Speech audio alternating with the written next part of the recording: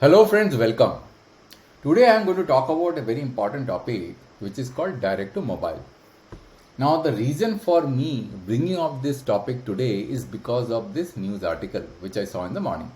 Here, some multinational companies are raising concern over the government push for live TV on mobile phones. Now, the viewers might be wondering that we already have live TV on our mobile phones. Then what is this issue all about? And why this concern is raised? That's the whole purpose of this video. So what I would like to do is I would like to take this opportunity to explain this concept in the most simplest form possible so that the viewers can appreciate what is going on. So let's go to the next slide. Here is the concept diagram. Now what I have done in this slide is that I have laid out both the networks on top of each other.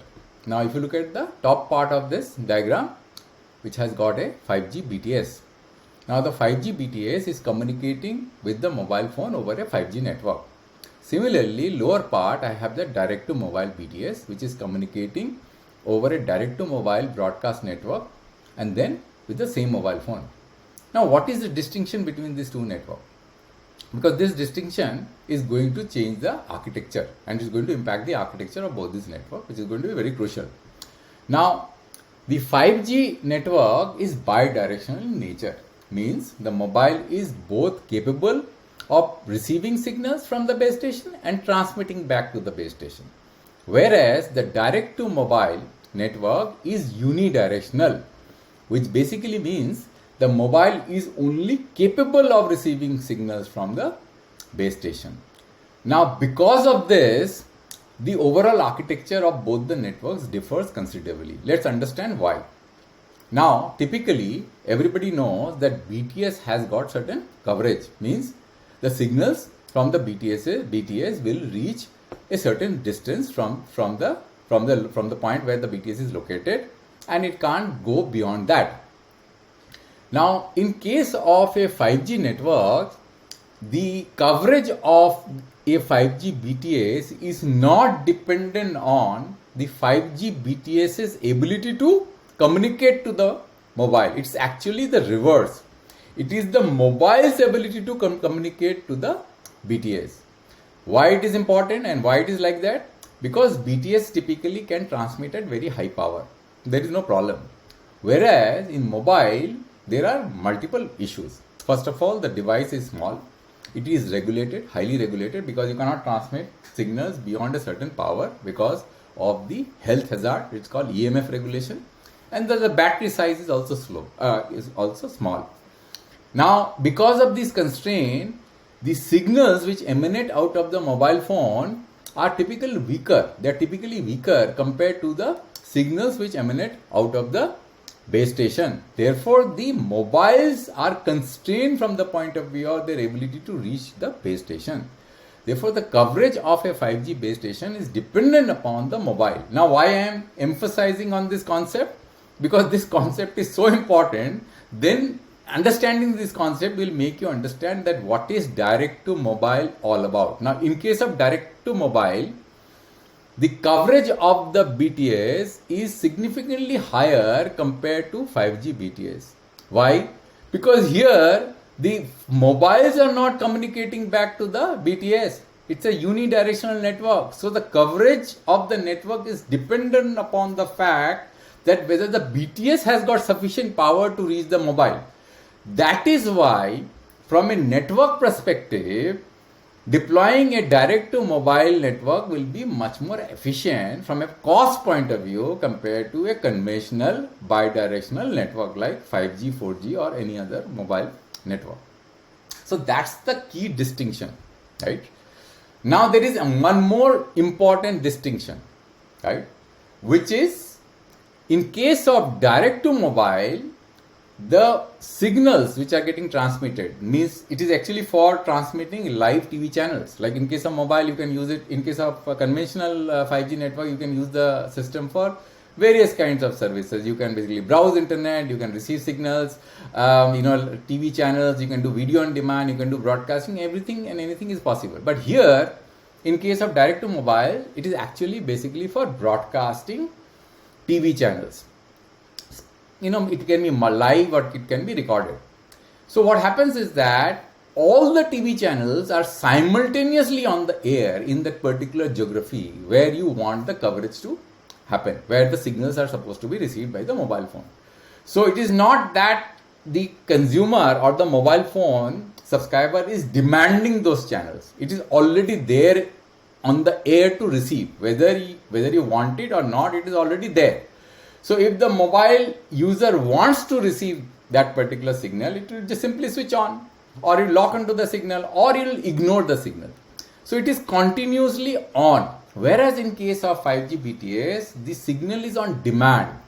So therefore, if in a situation if a particular user is not watching a particular TV station, or he is mostly watching video on demand, then in that case 5G BTS or 5G network will be much more efficient. Why? Because then in that particular case, what will happen? This user may be required. Suppose this mobile phone which you see here is for a particular user. Then there is another mobile phone here for a different user. If both the users are watching different TV channels or different video on demand, then there is no point in broadcasting them, because you don't know what he is going to watch at a particular point of time. So video on demand is much more efficient. Whereas in case of direct to mobile, since everything is available, the viewer has just choice of picking the channels which are available on the air. He can't demand any specific channels, which is possible in case of 5G BTS. So therefore what happens is that the number of channels that can be packed within a certain quantum of spectrum is the limiting factor in case of a direct to mobile network. Whereas in case of 5G BTS or a 5G network, if you have a certain quantum of spectrum, then using the same quantum of spectrum, you can transmit multiple channels at different points of time. However, in case when there is a very popular channel, for example, a sports channel is getting transmitted, and if you are using a 5G network and everybody is demanding the same channel simultaneously, then there is a likelihood that the 5G network will get congested. Because then what will happen? The same channel will be requested by multiple users in the same base stations. So here, because the same channel is being requested by the multiple users in the same base station, therefore direct to mobile network will be more efficient, because it is anyway transmitting that channel. It requires only a certain capacity of spectrum. It is not transmitting that channel again and again parallelly, which will happen in case of 5G BTS, because everybody will be demanding that signal, and therefore that signal will be transmitted in the same block of spectrum in parallel using different slots. And therefore it will be a very inefficient way of receiving broadcast content. So these are the distinctions which actually make us decide which particular network to choose. Now coming back to the next chart, which I call technical challenges. Now typically a 5G network is deployed, as I told you, in various frequency bands: high frequency, mid frequency and low frequency. But in case of 5G network, the lowest frequency that we use today in India is 700 MHz band. Whereas the targeted band for direct to mobile is 526 to 582, which is much lower than the 700 MHz band. But unfortunately, there is an issue. The issue is about the antenna design. Now, why antenna design is very important? The reason antenna design is important is because the size of the antenna is proportional to the wavelength. So the wavelength of the RF signal, if it is going to be at a lower frequency, is going to be higher, because of the equation C is equal to velocity of light is equal to frequency into lambda. Lambda is the wavelength. So as frequency decreases, the lambda will increase, because the product has to be constant. So what happens is that when you are using a lower frequency, the wavelength size becomes larger, and that's why it becomes very challenging to receive that signal within the form factor of a mobile phone, because the size of the mobile phone has to be limited. You can't have a mobile phone extremely unwieldy, because that will become very difficult for you to handle and manage the mobile phone in your hand. So what happens here is that if you look at this particular frequency band, I have done the calculation. The lambda by 4 is the minimum size of that antenna, which which you can basically use to receive a signal in an optimal fashion. If you go size below that, then it creates a problem. So this 5.61 inches is the frequency, is the lambda for this frequency band. So imagine that 5.61 inches is pretty large antenna, which you have to fit into your mobile phone. And conventionally, there are different types of mobile phones. Some having a smaller size, some having a bigger size. So typically, in every mobile phone, this particular antenna size may not fit. And then on top of it, you might require 4 antennas per mobile to ensure path diversity. And then on top of it, you need to basically have the capability to use the complete band. As I told you, in case of 5G, 10 megahertz, 20 megahertz in the low frequency band will be sufficient, because you are not broadcasting, you are seeking content on demand. But since here you are broadcasting, you have to use a very wide spectrum band. It can be as high as 80 megahertz, 90 megahertz. So you need to have a wideband filter. That adds another challenge on the design. Now, if you look at the conventional FM broadcast, we can draw some kind of reference from it. You will find that FM broadcast is still lower frequency, and therefore, without a headphone connected to your device, it does not work, because the headphone wires acts like an antenna. So that will give you a cue that why it is so challenging to receive signals in a low frequency band in your mobile. So direct to mobile has that challenge. So lower the frequency band, more challenging it becomes, right? So that's the technical challenge. The second problem that we have is the business challenge. The business challenge is that what standard you are using for direct to mobile. So there are various standards available. One of the popular standard is ATSC 3. Now, unfortunately, ATSC 3 and 5G is not compatible. So what I mean by this, the frame structure of 5G and ATSC is different. Therefore, in order to extract those channels, information out of an ATSC frame, you need to have some additional electronics on your mobile phone. That will raise the cost of the device. But if you are going to use 5G broadcast, so there is one more standard which is coming, which is called 5G broadcast, then that frame is going to be compatible to the existing 5G standard. So those challenges which I mentioned, low frequency band and all those issues that we talked about in the earlier slide, those will be common. But only one thing which is going to be different from ATSC and 5G broadcast is the physical layer compatibility. Now that is going to change the electronics requirement in the device. So therefore, if you are going to use ATSC standard, then your device prices may go up. One estimate which T-Mobile did in its FCC submission, so they estimated that per device cost is going to go high as $30. It may not be that significant in India, but definitely it will be higher than using a conventional 5G frame, which with a compatibility with the current technology, so that the electronics, from electronics point of view, some kind of optimization can be done. The other problem is of a typical direct to mobile network is that because the number of channels are low, as I mentioned to you that you have got 80 megahertz or 90 megahertz or whatever the quantum of spectrum is available in the low frequency band, you have to use the full spectrum in order to drive those channels.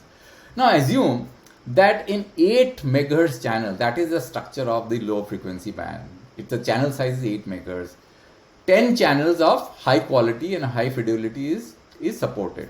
And let's say within this block of spectrum which I mentioned to you, this one, if 526 to 582, you can support let's say 7 channels of 8 megahertz, and with 10 TV channels supported in one block of 8 megahertz, you can have maximum how much? 70 channels. Now imagine that the total number of channels that is supported in DD free dish and in DTH, they are in numbers of 600, 700, even more than that. So the quantum of channels that you are going to get in a direct to mobile is significantly lower than what you are getting in case of conventional media, either cable or DTH or any other means, right? So you have to first deploy a full-fledged separate network, which is called direct to mobile, which is not going to be directly linked with the 5G network. Then on top of it, you are going to get a total quantum of that network will be supporting only a small number of channels. So that is not basically, balancing the cost economics. Why it is not balancing? Because anyway, most of the time we are able to live with the 5G network as far as TV channels are concerned. Only situation where the network gets congested is on sports, when sports channels are being watched by everybody. So does it make sense to deploy a broadcast network with so much amount of cost involved, and then only have a limited number of channels, and which are not going to be used, not going to be seen, because most of the time people are doing video on demand. So that's the business challenge. So therefore, just to conclude here, that given these challenges, we need to adopt a very cautious approach as far as direct to mobile is concerned. Now, the challenges will be same for any standard that you pick, whether you pick ATSC 3.0 or you pick 5G broadcast standard, the challenges are going to be same, except for the fact that if you are able to optimize on electronics on your mobile phone or not. In case of 5G broadcast, that's the advantage that you are going to get, because the frames are going to be palatable with the 5G technology. So therefore, you will save on some electronics and device cost. Apart from that, whether you deploy ATSC, whether you deploy 5G broadcast, it will be one and the same. So therefore, we have to basically look at us and see whether it really makes sense for deploying a separate broadcast network and incurring so much amount of cost, because even if the coverage is going to be larger compared to what you get in case of 5G BTS, you still have to deploy a lot of base stations in order to cover indoors and every hook and corner. So your coverage requirement is going to be still there, and you, on top of it, you have to do a lot of OPEX cost also. But since the service that you're going to offer is already available in the mobile form factor, and only one particular situation where there are some IPL matches are going on or something else is going on where the network is getting congested, for that situation, if you are going to use the direct to mobile, does it make sense? So you have to ask for that. Therefore, in my view, rather than experimenting with new standard, and deploying a pan-country and carpet-to-carpet network of direct to mobile, we probably might basically be a little bit more conservative. We can pick pockets where the congestion might be there. We should pick a standard where the electronic cost basically going to be lower. We should be basically drawing economy of scale from other markets. For example, if other markets have already implemented 5G broadcast in the mobile phones, then rather than deploying a new standard which nobody is using anywhere in the world, it will be better to basically adopt those phones which already has the capability of doing 5G broadcast. So in that way, we can basically optimize our offering on ground and take advantage of the technology without incurring huge cost. So that's what I basically wanted to convey in this particular video, that it should be a strategy, should be a need-based deployment, then carpet to carpet, and it should be focused on the device cost, because device cost is ultimately the key. Network you can anyway invest because that's one-time investment and then you will depreciate and you take an advantage of depreciation. But with the disposable income of the consumer so low, people won't be willing to pay any additional price for mobile phone for a service which they are anyway getting on the 5G network.